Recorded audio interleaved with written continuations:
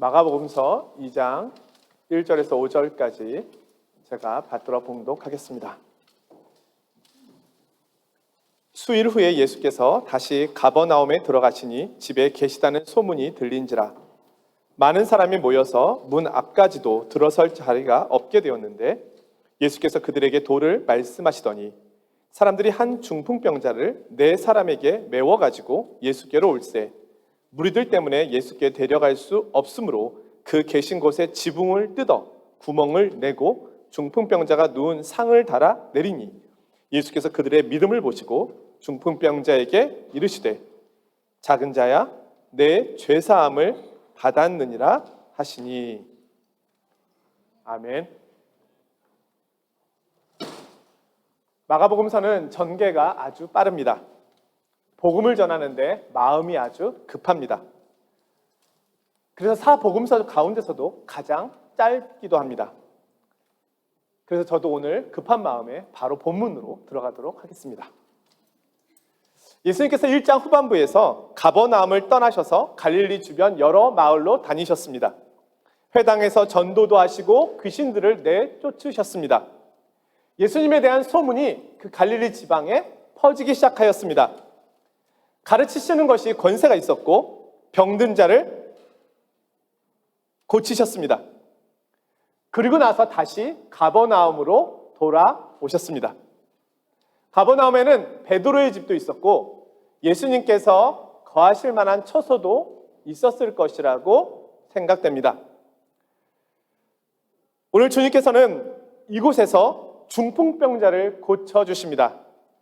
말씀에서 우리가 주목해야 할 것은 이 일을 통하여 예수님께서 죄사함의 권세를 가지신 분이라고 하는 사실이 드러납니다. 예수님은 누구이신가? 병자도 고치시고 귀신도 내쫓으시고 가르치시는 것이 권세가 있으시고 이제는 죄사함을 주시는 분이시라는 겁니다. 오늘 말씀의 배경은 예수님께서 가버나움의 한 집에 들어가셨을 때 일어난 일을 보여주고 있습니다. 자, 먼저 본문을 이해하기 위해서 당시의 주거 환경, 문화를 보려고 합니다. 자, 예수님 당시의 마을을 알게 해주는 이스라엘 민속촌이라고 할 수 있는 곳이 있는데요. 제가 인터넷으로도 찾아보았고 또 유튜브에서 맴 연구소라고 하는 이스라엘 연구소를 세우신 유병선 목사님이라고 하는 분의 자료를 좀 찾아보았습니다. 사진 한번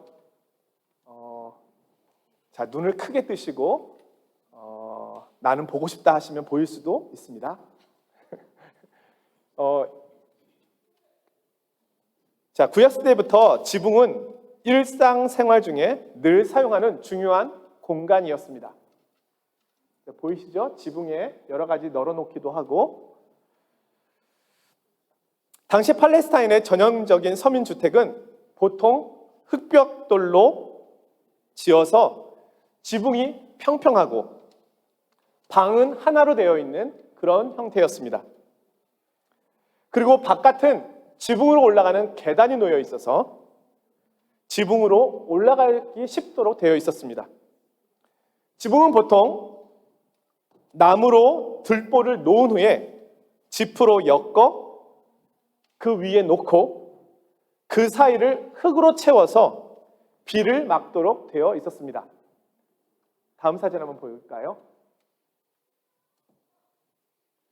네, 저렇게 도르게처럼 생긴 것을 이용해서 지붕을 평탄하게 이렇게 다지는 겁니다. 가끔은 들보 위에 기아를 놓고 다시 그 위에 집과 흙으로 덮기도 하였습니다. 자, 이렇게 지붕이 저런 형태로 되어 있기 때문에 지붕에 있는 흙을 걷어내서 지푸라기와 나무를 살짝 치워 놓으면 지붕에 구멍을 뚫을 수가 있었습니다. 그리고 이것은 원래의 모습으로 되돌릴 수도 있었습니다. 사진을 한번 보겠습니다. 네, 이렇게 지프로 엮었고요. 이건 집 안에서 본 거죠. 그리고 다시 때 또 다시 하면 이런 식으로 지붕의 구멍을 뚫을 수 있었다는 겁니다. 자, 예수님에 대한 소문 때문에 사람들이 집 안팎에 가득 찼습니다. 그분을 보기 위해서, 그분이 오셨다. 우리라도 그렇게 하겠죠. 주님께서는 그 집안에서 하나님의 도, 즉 하나님의 나라, 복음을 전하고 계셨습니다. 근데 갑자기 천정에서 소리가 나기 시작하더니 흙이 떨어지기 시작하는 겁니다. 자, 밑에 있었던 예수님과 많은 사람들은 당황하였고 그들의 시선은 당연히 지붕을 향했겠죠. 예수의 말씀은 끊어졌고 많은 사람들은 처음 보는 광경에 고정되어 있었습니다. 그때 4명의 사람이 줄을 내려서 침상을 내리는데 그 침상에는 움직일 수 없는 상태에 있는 중풍병자가 있었습니다. 자, 중풍병은 뇌출혈이나 뇌혈관이 막혀서 신체 일부 또는 반신 또는 몸 전체가 마비되는, 그러면서 몸을 사용할 수 없게 되는 병을 말합니다. 뇌혈관이 터지면 우리는 뇌출혈이라고 하고요. 뇌혈관이 막히면 뇌경색이라고 말합니다. 이 환자는 그 증상으로 인해서 거동할 수 없을 만큼의 아주 중증인 상태에 놓여 있었습니다. 자, 침상을 내리고 있을 때 그 안에 있었던 중풍병자와 예수님의 눈이 마주친 것이죠. 참으로 낯선 장면입니다. 자, 침상에 누워있는 어찌할 줄 모르는 중풍병자를 향하여 주님께서 말씀하십니다. 작은 자야, 내 죄사함을 받았느니라. 그리고 그는 치료되어서 자기가 가지고 온 침상을 들고 집으로 돌아가게 되었습니다. 자, 이 본문에서 크게 2가지를 살펴보려 합니다. 먼저는 주님께 찾아온 이들의 절박함에 대한 부분입니다. 이들에게는 지붕을 뚫을 만큼의 절박함이 있었습니다. 이 중풍병자는 정말로 낫고 싶었습니다. 어느 날 갑자기 몸이 말을 듣지 않기 시작하였습니다. 원하는 방향으로 움직일 수가 없게 되었습니다. 말도 장애가 왔습니다. 갑작스럽게 찾아온 이 질병으로 인해서 이 사람은 절망을 경험하게 되었습니다. 예전의 모습으로 돌아가고 싶었지만 돌아갈 방법이 없었습니다. 그는 인생의 환멸을 느꼈을지도 모릅니다. 당시 사람들은 몸에 병이 들거나 장애가 생기면 하나님 앞에 범한 죄 때문이라고 일반적으로 생각하였습니다.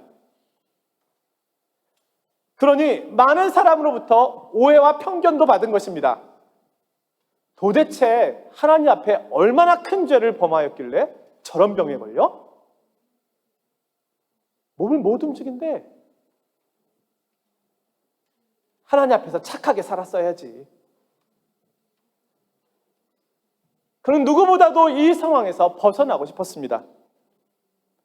그러나 어느 누구도 그의 상황을 바꿔줄 수 있는 사람은 없었습니다. 누가 터진 혈관을 메꿀 수 있습니까? 누가 막힌 혈관을 뚫을 수 있습니까? 현대의학으로도 어려움이 있습니다. 그때 그는 예수님에 대한 소식을 듣게 된 것입니다. 그분을 만나면 나을 수 있겠다. 그는 정말로 절박했습니다. 그는 이것이 인생의 마지막 기회라고 생각했습니다. 그는 예수님께로 가는 길을 내일로 미룰 수가 없었습니다. 오늘, 지금 어떤 일이 있어도 나는 예수님께 가야만 한다. 인생에서 이런 기회가 흔히 올 수 있는 것이 아니다. 오늘이다. 나는 정말로 걷고 싶다. 나는 고침을 받고 싶다. 이제는 일상으로 돌아가고 싶다.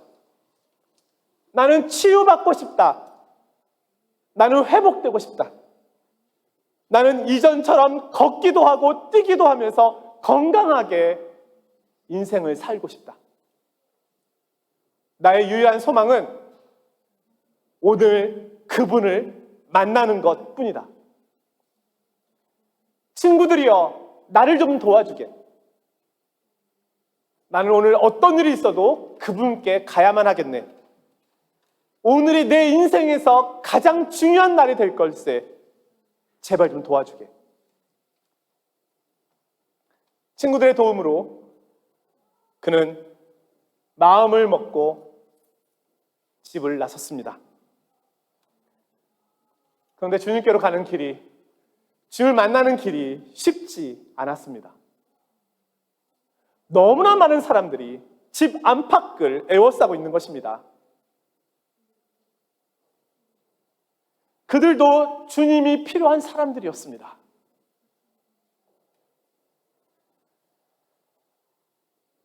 이런 생각이 들기도 했을 겁니다. 나까지 만나주실까? 저렇게 주님을 필요로 하는 사람들이 많은데, 저렇게 바쁘신데 나중에 올까? 사람이 좀 적을 때, 한산할 때 올까? 그러나 그는 그렇게 할 수 없었습니다. 그에게는 내일이 없습니다. 지금밖에는 없습니다. 그의 간절함을 아는 친구들이 그를 데리고 지붕으로 올라갑니다. 그리고 지붕을 뚫습니다.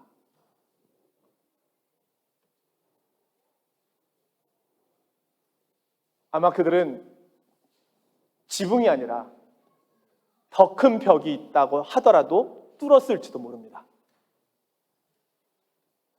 왜냐하면 그들은 절박했으니까요. 자, 이렇게까지 한 것이 중풍병자의 설득이었는지 아니면 친구들이 중풍병자를 설득한 것인지 사실은 성경 안에서는 분명하게 알 수는 없습니다. 하지만 오늘 성경은 분명하게 그들의 믿음을 주님께서 보셨다고 말씀하고 있습니다. 그들은 믿었습니다. 예수님께서 이 질병을, 그분이라면 이 질병을 고치실 수 있을 것이라고 믿었습니다. 자신을 새롭게 할 수 있을 것이라고 그들은 믿었습니다. 그들은 주님께 나올 때 아니면 말고 뭐 할 수 있는 데까지 해보고 아니면 뭐 믿자야 본전이지, 이런 식으로 나온 것이 아닙니다. 이 정도의 마음으로는 지붕을 뚫을 수가 없습니다. 그들은 예수님이 특별하신 분이라고 여겼습니다. 지금까지 이런 분은 없었다. 이분은 구약에서 예언하고 말씀하신 바로 그 메시아이심이 틀림없다. 그들은 판단했습니다. 그리고 그분이시라면 반드시 이 질병도 고치실 수 있을 것이다. 사랑하는 성도 여러분, 저는 이 말씀을 보면서 절박함에 대하여 생각해 보았습니다. 과연 나는, 우리 성도님들께서는 주님께 이런 절박함을 갖고 계십니까? 알아서 해 주시겠지, 이런 믿음이 있어야 할 때도 있습니다. 그러나 성경에 보면은요, 믿음이 있는 사람들은 믿음으로 행동하는 이들이었습니다.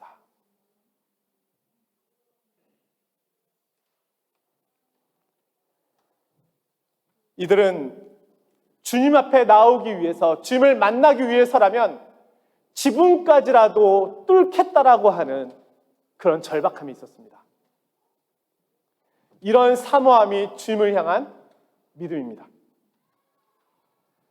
예수님만이 내 인생의 해결자가 되실 것이라고 하는 믿음입니다. 그분이 내 인생의 답이라면 나는 이 정도 수고는 충분히 할 수 있다라고 여기는 것이 믿음입니다.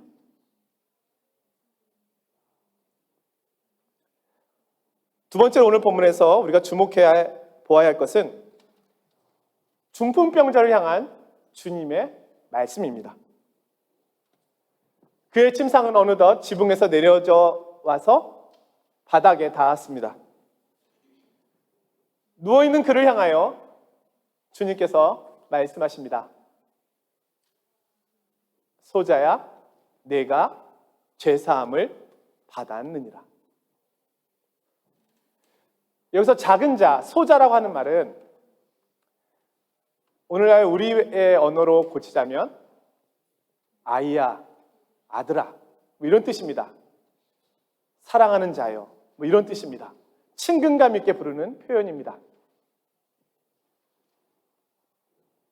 근심하고 염려하고 있는 그에게 주님은 작은 자야 라고 불러주십니다.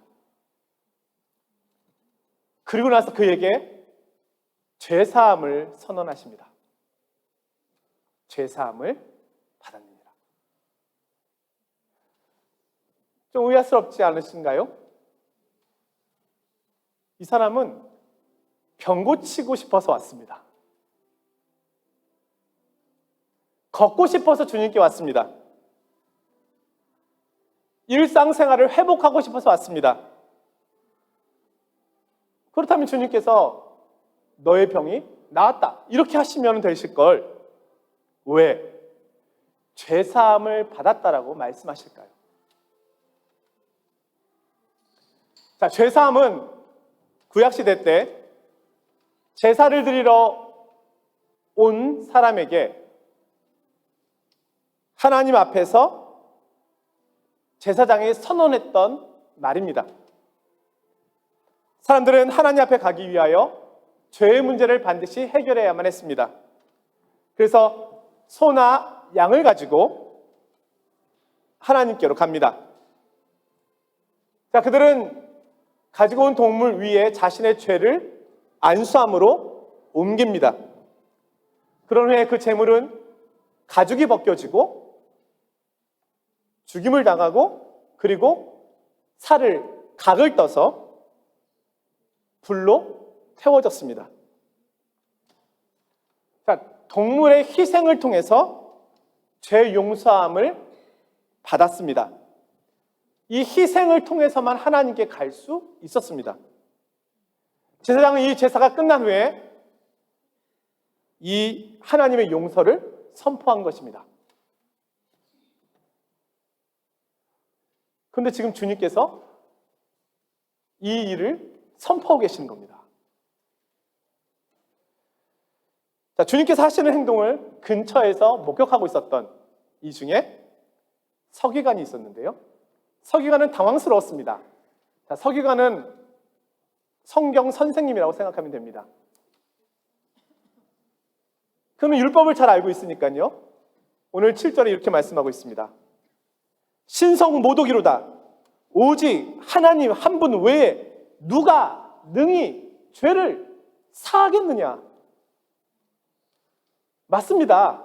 죄사함은 오직 하나님만이 하실 수 있는 겁니다. 그런데 오늘 주님께서 그 일을 하고 계십니다.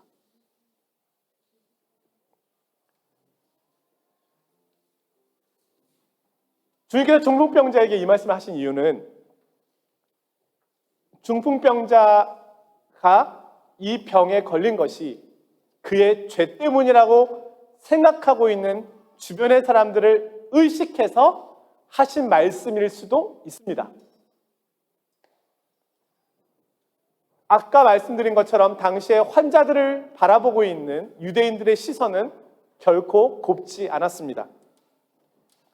그러기에 주님은 그에게 죄사함을 선언하심으로 그의 질병이 또한 치료될 것임을 말씀하셨다고 볼 수도 있습니다. 하지만 보다 근원적인 이유가 있습니다. 주님께서 이 사람을 고치는 것은 말씀 한마디면 충분하였습니다. 내 상을 들고 걸어가라. 그것이면 됩니다. 그러나 예수님께서는 죄사함을 말씀하십니다. 그 이유가 10절에 나오는데요. 인자가 땅에서 죄를 사하는 권세가 있는 줄을 너희로 알게 하려 하노라. 이렇게 하신 이유는 주님께서 우리의 죄를 용서하실 수 있는 분임을 알리기 위해서라는 겁니다. 자신이 하나님이시요, 자신이 하나님의 아들이시라는 겁니다. 자, 여기서 우리가 다시 한번 생각해 보아야 할 부분이 있습니다. 자, 지금 주님께서는 중풍병자에게 말씀으로 죄사함을 선언하고 계십니다. 자, 이것은 말씀으로 죄가 용서받을 수 있다는 뜻일까요? 말씀으로 죄가 용서받을 수 있다면 구약의 제사법은 왜 필요합니까? 그렇게 복잡하고 어려운 제사가 왜 존재해야 합니까? 구약은 분명히 우리에게 이야기해주고 있습니다. 희생이 없이는 죄사함은 없다. 그러면 주님은 특별한 분이니까 희생 없이도 말씀만으로도 우리의 죄를 용서해 주실 수 있다는 뜻일까요? 그렇다면 우리 주님께서 왜 그렇게 고통스럽게 십자가를 지고 가시겠습니까? 말씀으로 용서해 주시면 되죠. 왜 십자가 앞에서 그토록 고통스럽게 기도하십니까? 이런 내용을 생각해 본다면 오늘 주님께서 죄사함을 선언하신 것은 주님께서 이 사람의 죄의 짐을 대신 짊어지셨다는 것을 의미하는 것입니다.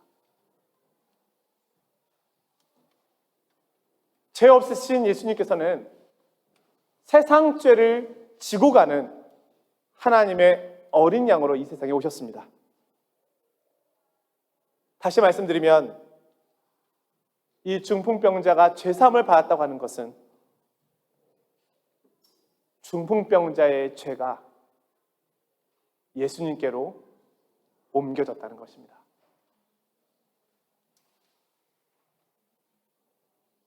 주님은 이 말씀을 통하여 이렇게 말씀하고 계시는 겁니다.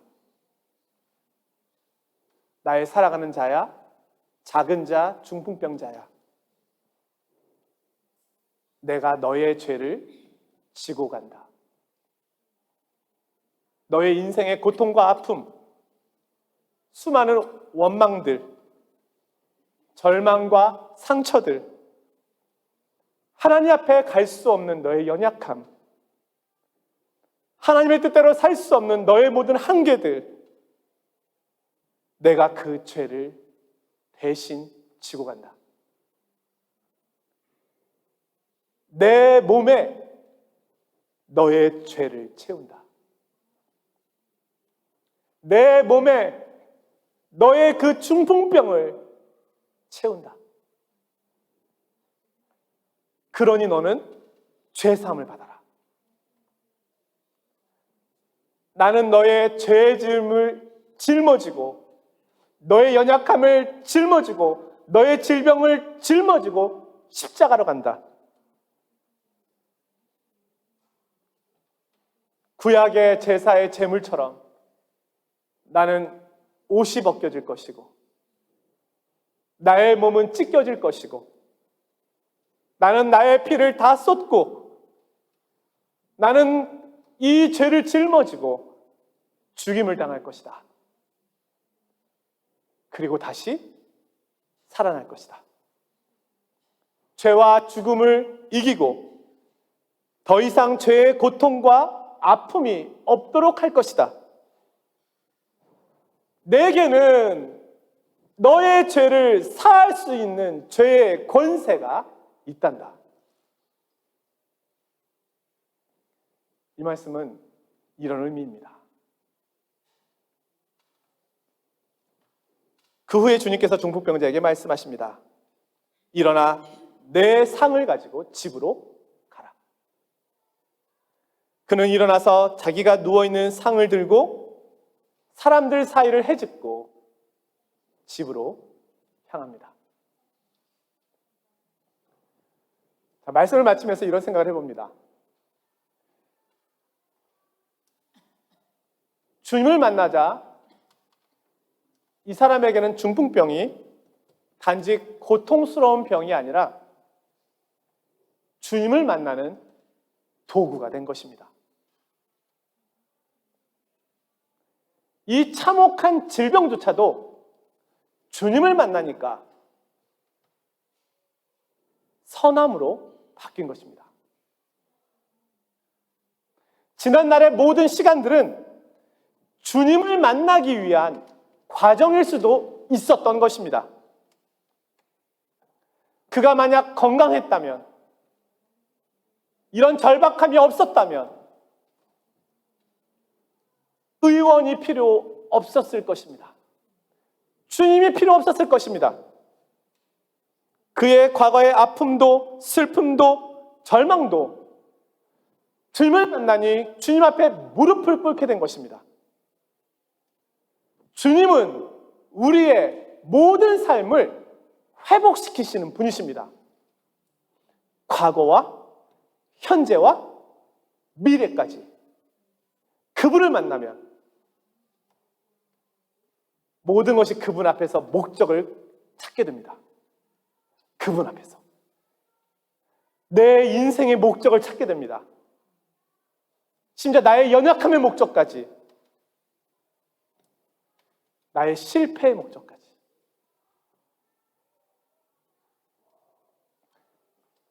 사랑하는 성도 여러분, 오늘 말씀을 두 가지로 다시 한번 정리해 보겠습니다. 하나는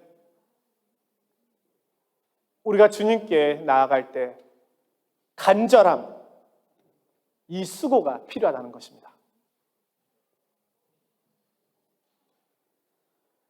주님이 오시기만을 기다리지 마십시오. 알아서 해주시기만을 기다리지 마십시오. 주님께 나아가십시오. 나아가시되 지붕을 뚫는 믿음으로 나아가십시오. 주님께서는 자신에게 나아오는 자를 결코 외면하지 않으십니다. 두 번째는 주님은 우리를 새롭게 하시는 분이시라는 겁니다. 주님은 나의 죄와 연약함과 아픔을 대신 감당하셨습니다. 내 슬픔과 내 아픔을 대신 감당하셨습니다. 내 질병과 연약함을 감당하셨습니다. 주님께서 십자가에서 나의 모든 문제를 처리하셨습니다.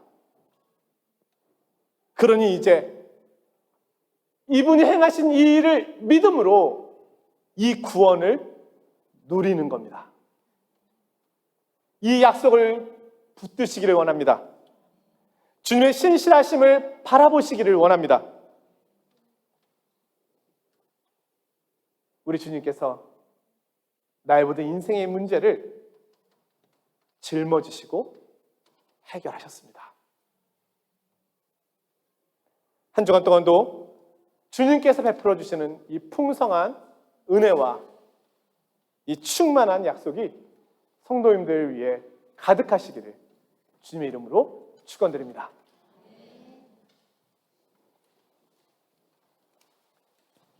거룩하신 하나님 아버지, 주님의 은혜와 사랑을 감사드립니다.